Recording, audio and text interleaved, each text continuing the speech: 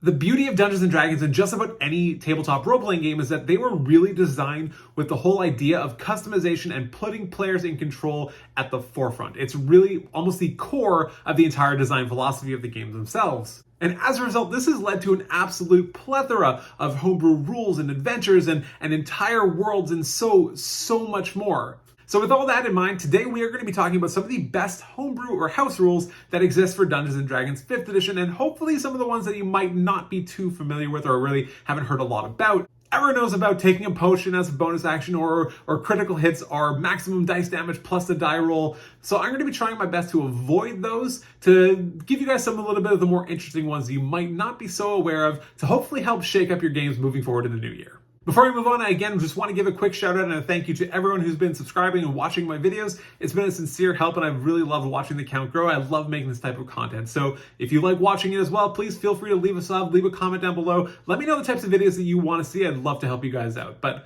without too much further ado, let's move into it. All right, so first up on the list, we are going to be looking at intelligence-based bonuses. So prior to the Artificer being published, the Wizard was the only class that actually used intelligence as its primary stat, and this kind of effectively led a lot of players to use intelligence as what is known as their dump stat, where they would effectively just put whatever their lowest ability score is into the intelligence stat because it wouldn't really have too much of an effect on their character or their gameplay outside of a few ability checks. This rule seeks to restore or create some of the value that intelligence should have as a stat by rewarding players with certain bonuses based on increasing intelligence modifiers that they may hit. So there are a number of variants to this rule that do exist. This is one in particular that I found on Reddit that I think actually works particularly well, better than some of the other ones, I think.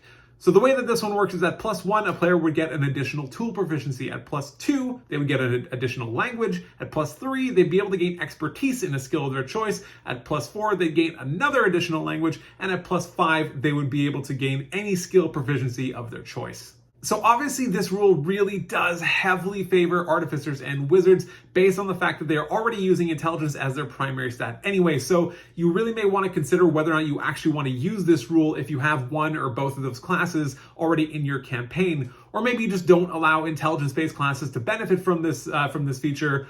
Really, the choice is yours. I like the rule because I do think it creates some interesting choices for characters, both at the initial inception and creation of their character stage and even beyond. And, it might actually provide some sort of value for that headband of intelligence to other classes. So that's kind of fun too. So for number 2, we are changing Rangers into prepared casters. And honestly, this just makes a lot of sense. Thematically, I genuinely don't understand why Rangers were not made prepared casters. So if you don't already know, prepared casters have full access to their spell list and are able to choose and change those spells every single day. Think the way that clerics and druids work with their spells. Incidentally, they are also the only 2 other wisdom-based casters, lending even more confusion to the question of why rangers weren't made prepared casters to begin with.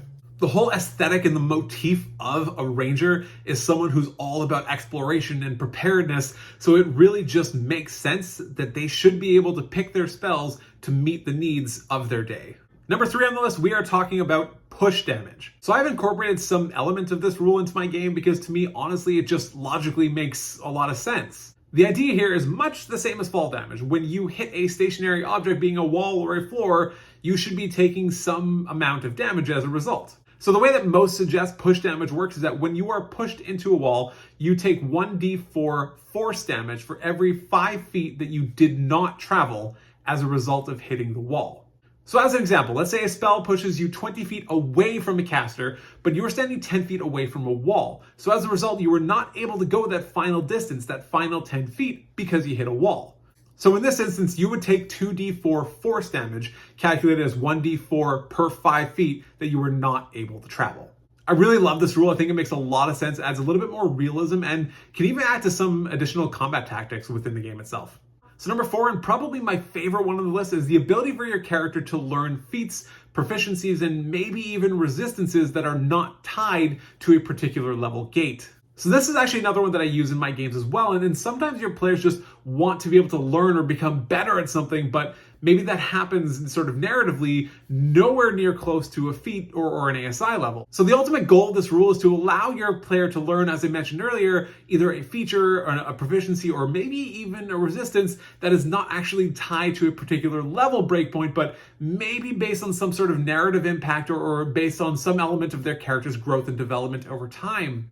So as an example, in the campaign that I'm running right now, my group actually found a set of jeweler's tools, and one of my players wanted to learn how to effectively use them. In essence, they wanted to gain proficiency with them. So the way that I've incorporated it into the game is that once per day during downtime, my player will be able to dedicate some time working with those tools and a particular gem of some sort that has some kind of a value, can't just be working with random rocks that he found, to be able to kind of actually effectively learn how to use these tools to gain that said proficiency with it. So every day that he actually dedicates specific time to working with the tools and the gem, I have him roll 2 checks for me. The first check being an intelligence check. And the idea here is that he's kind of learning how to evaluate the gems for clarity or for value, or learn the best positioning and placement where you might want to put the tools and kind of get the best he sort of can out of a gem. Ideally, I'd like to have them using different kinds of gems, maybe rubies or emeralds or diamonds, just to be able to kind of lend credence to the idea that they're kind of, learning a little bit more. If they don't, I might have them roll disadvantage on the check after a certain amount of time. And the second check, I have them roll a dexterity check to actually work on the gem itself. I'll have them use the tools and maybe shave off some parts to create, separate chunks, so the gem might now be in 2 pieces, or shave off some dust, all of which can be used potentially in various spell components and things like that. So when the combined total for both checks hits a certain threshold, say 150 or 200, at that point, I'd award my player the proficiency with jeweler's tools. But what's cool is you can actually also do this in somewhat of a narrative capacity. Let's say your players are visiting a really large town and there happens to be an NPC who's incredibly proficient at working with gems and tools and those sorts of things. Your player could go maybe spend some time learning from that NPC and you're working with their tools or getting some specific guidance, and you might have them roll some additional checks, maybe at advantage, and that can really help accelerate the process of actually learning these particular proficiencies.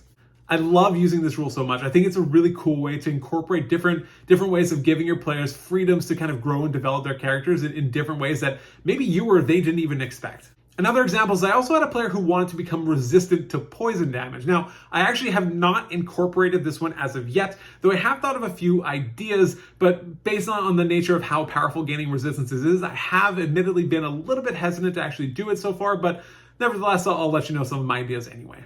So some of the things I've considered to granting a poison resistance is having my player actively consume and ingest the poison, taking damage which they would be vulnerable to as well. The idea here being that he's actively consuming large quantities of it, and it's not just sort of the remnants that kind of happens to be sitting on the edge of a weapon during combat that you might be able to wash or rinse off relatively easily. And then again, I'd sort of do the same thing. After a certain damage threshold, he'd be able to gain resistance to poison damage. Another option I considered is maybe having his maximum hit points lowered by half the damage he took or something along those lines, and if he manages to survive a week, I'd probably grant him the proficiency. So again, I actually have not finalized this one, so if you have any suggestions or if you like this rule, let me know down in the comments below. So number 5 is short and sweet. We're talking about incorporating a word limit during combat.